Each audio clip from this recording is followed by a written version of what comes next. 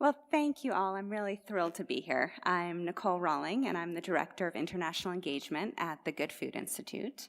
We are a nonprofit that works on advancing plant-based and clean meat around the world.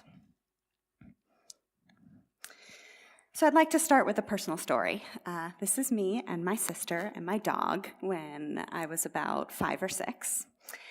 I was a very inquisitive child, so I drove my mom nuts. I asked her all the time questions, what is this? Who is that? Why?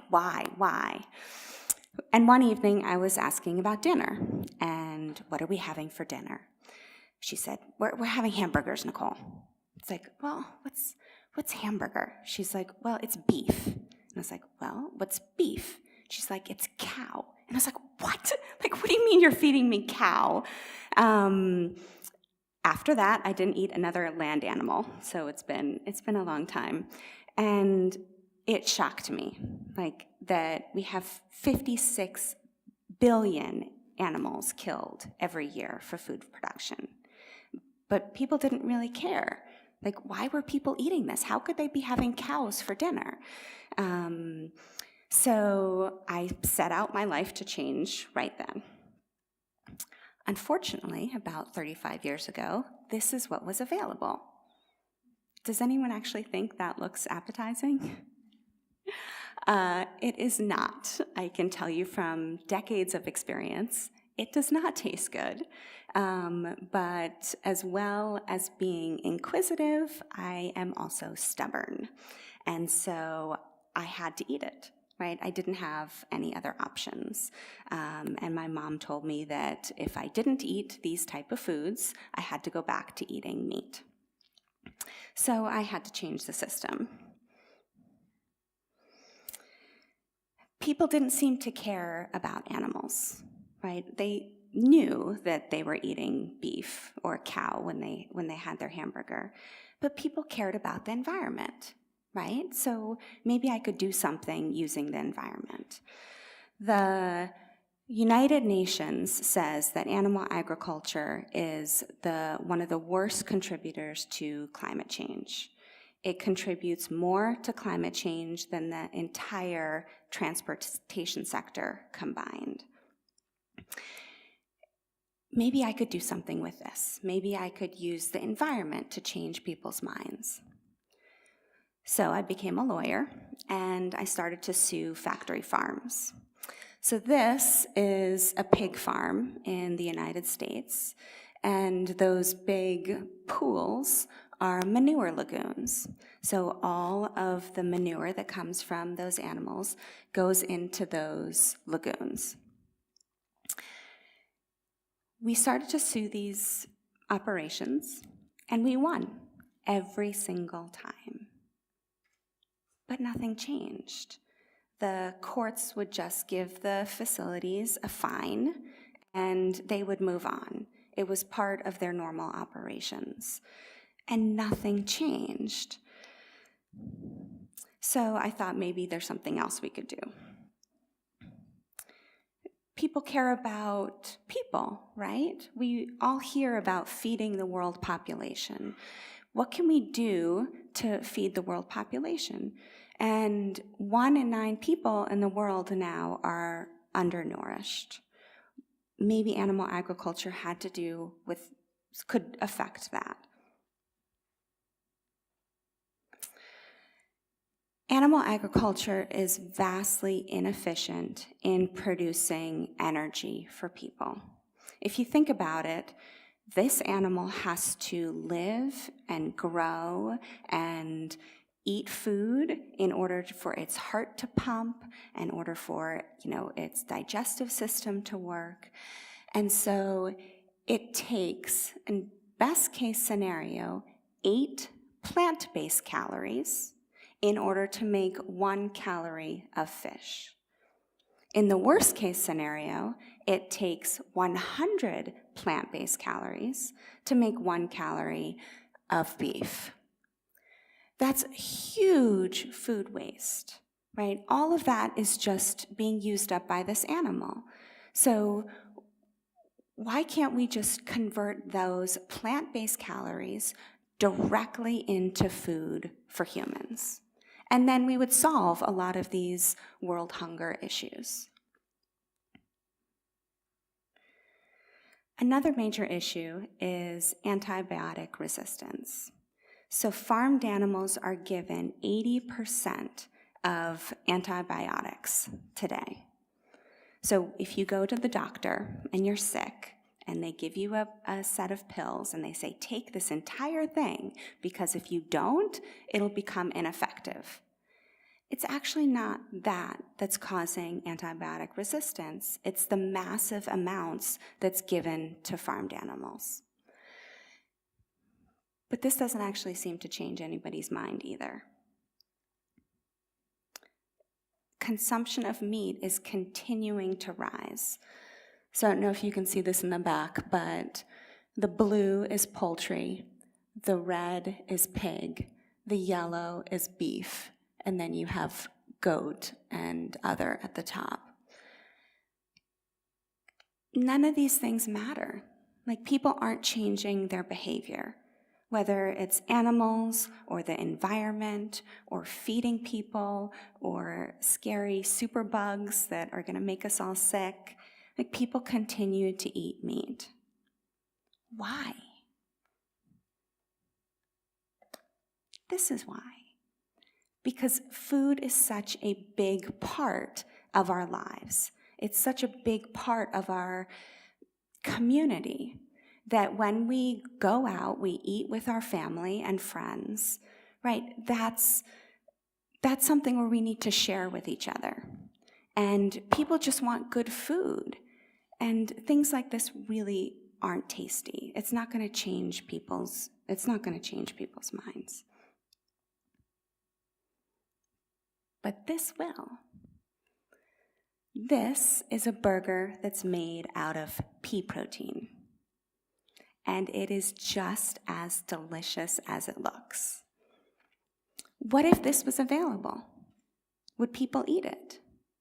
Like, right now, a number of these products are on the market in the United States, and they're expanding. There's a lot more in Europe as well, and in Asia, and the Good Food Institute also looks in Brazil and Israel. These products are coming on the market, and people are eating them. And so I am vegan, and I have been vegan for at least 15 years. And what I tell people is, I don't care about vegans. I don't care about vegetarians. They're already making the right choices, right? They're already, choosing plant-based foods. Who do we need to target? We need to target omnivores who eat meat. And the way we do that is by providing them with foods they know and taste good.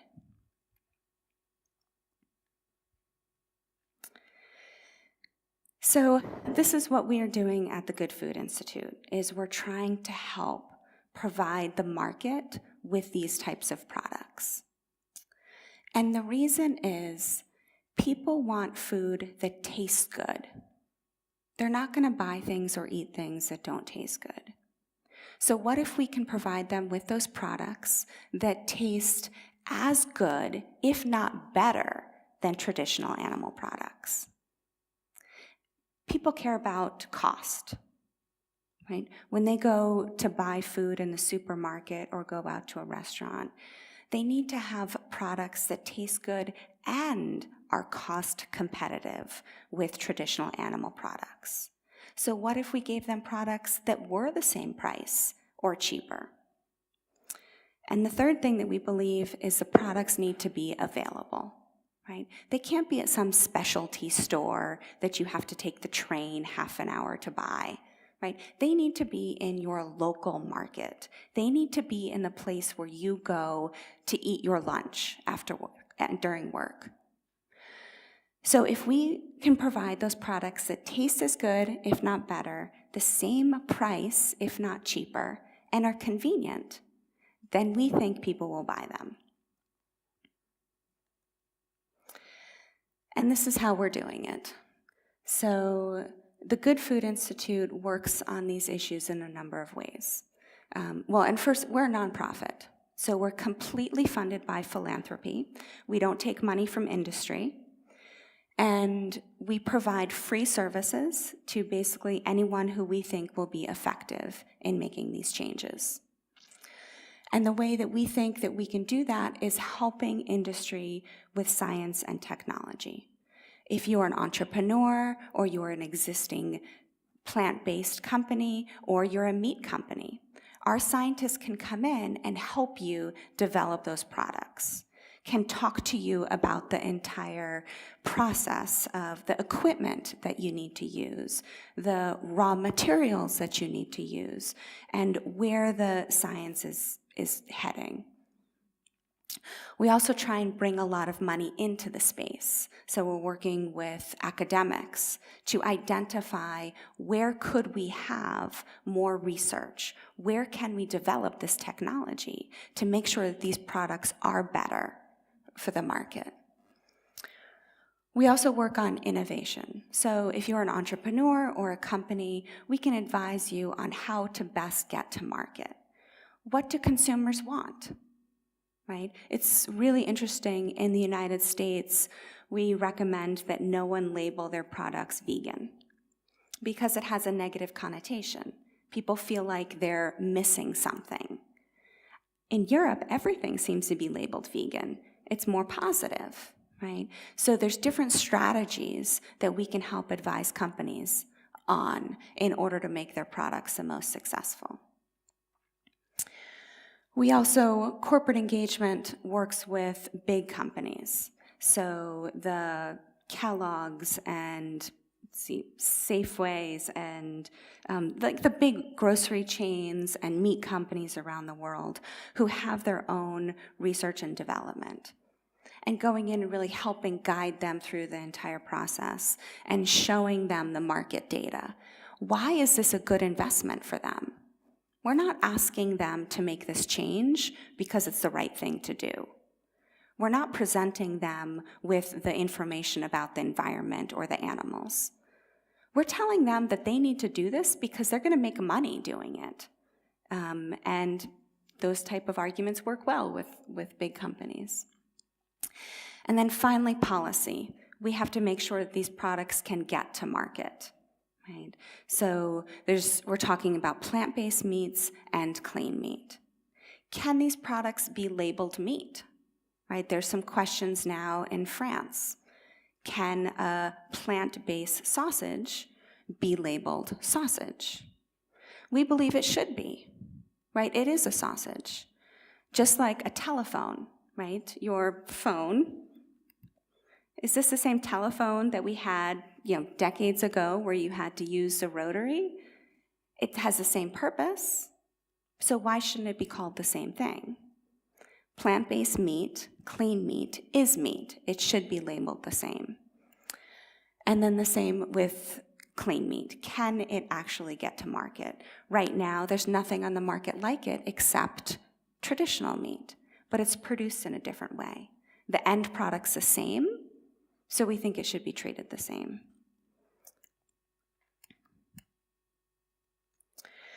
So these are some of the plant-based foods on the market right now.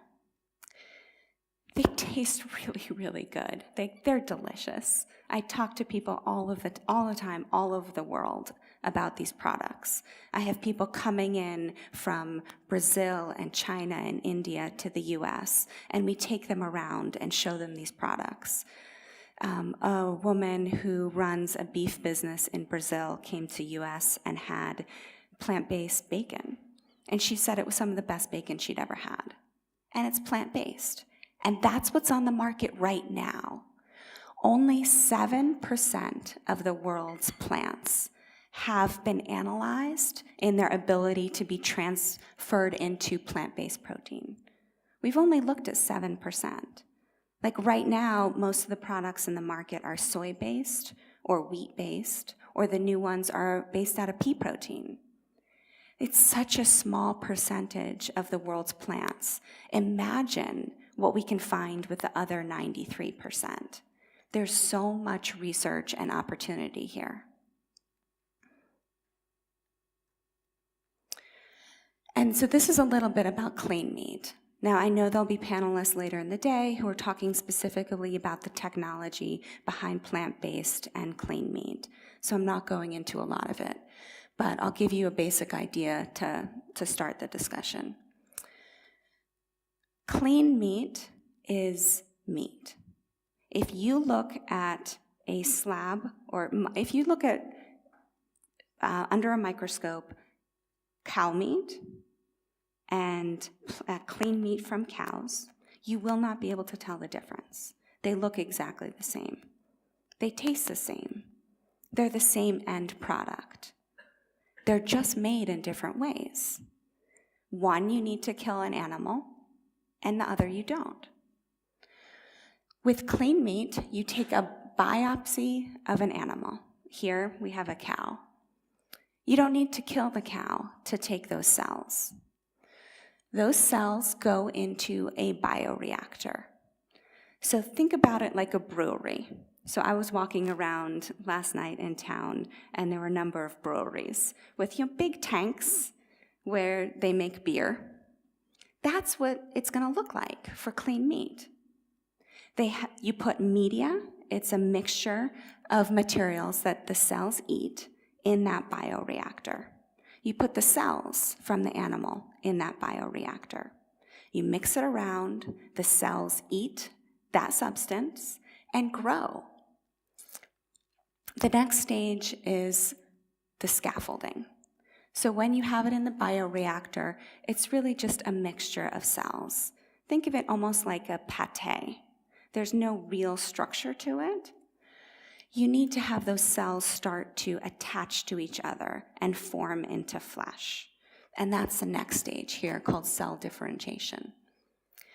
You get a scaffolding that basically the cells attach to, and then they attach to each other, and they form this end product. So right now, companies have done beef, pig, duck, chicken, and fish. And I've seen all of these products. So I haven't tasted them. I will. I'm sure it will be weird after not having animal products for 35 years. But I've seen them rip it apart. Like, there are muscle fibers there. Like, this really is meat. I've seen people eat it, and they say it's the exact same thing. So this is really the forefront of food innovation. So what I wanted to talk about today was setting up the market for you, showing you that this really is a good business to be in. And I'm sure a lot of you are either thinking, I think this makes sense. I want to get into this space, right? I might have a product. I might not, right? What should I do? So there's really 3 questions that we hear from people who want to get into this space. Is my idea competitive? Will it actually be successful on the market? Is there a market for this? And how do I get money? So really the first one is you want to get into the space. Maybe you don't have a product, or you do have one. Is it any good? What we encourage people to think about is this is an entire new industry. We're not talking about just the final product that you taste, or that's going on to, not the final burger or the cheese that's going on your burger. Think about it as the entire process, right?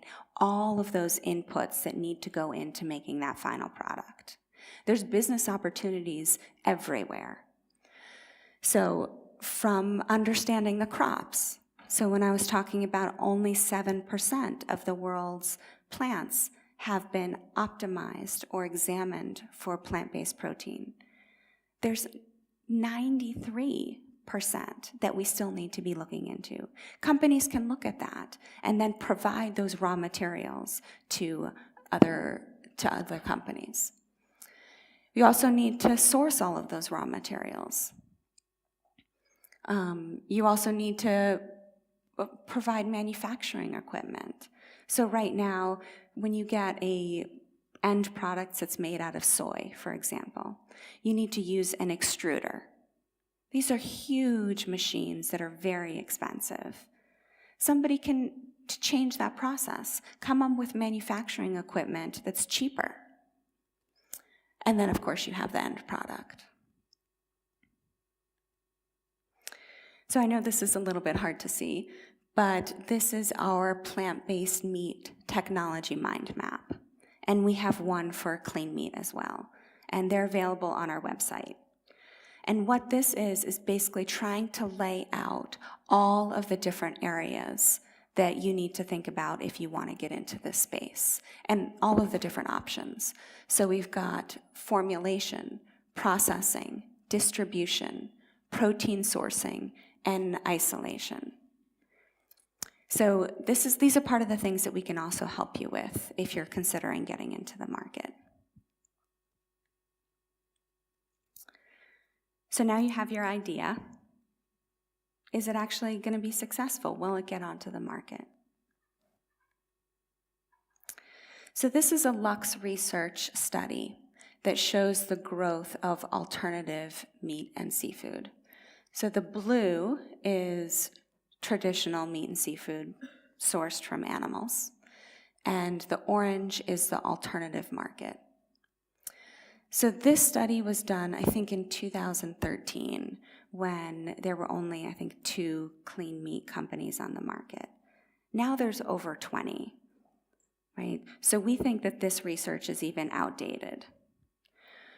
We also believe that the meat market will actually decrease.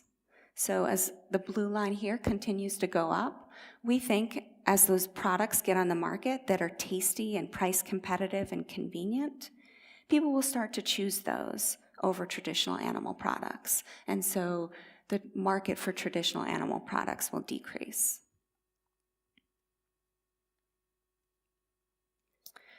Europe is a key market for vegan food launches.